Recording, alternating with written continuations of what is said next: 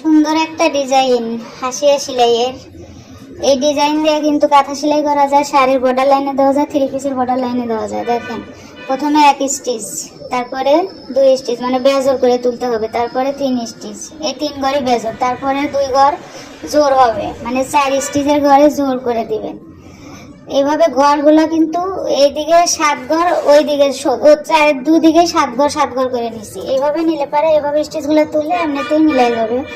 তো এই পাশে তোলা হয়ে গেলে একটু ঘুরাই নিতে হবে, ঘুরাই নিয়ে আবার ওই দিক থেকে মারতে হবে। ওই যে দেখেন এইদিকে ওই একইভাবে যে প্রথমে 1 স্টিচ দিয়ে, তারপরে 2 স্টিচ, তারপরে 3 স্টিচ, তারপরে জোর, এভাবে আর কি এমনি ডিজাইনটা মিলে যাবে। তো শিখে রাখলে ভালো। ভিডিওটা ভালো লাগলে লাইক কমেন্ট শেয়ার করেন। আমার কাছে অনেক ভালো লাগে, আমি একটা কাঁথাও সেলাই করতেছি।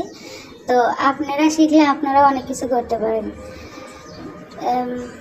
সহজের মধ্যে একটা মানে সুন্দর ডিজাইন আর কি, না বুঝলে ভাবে গড় আট করে নেবেন।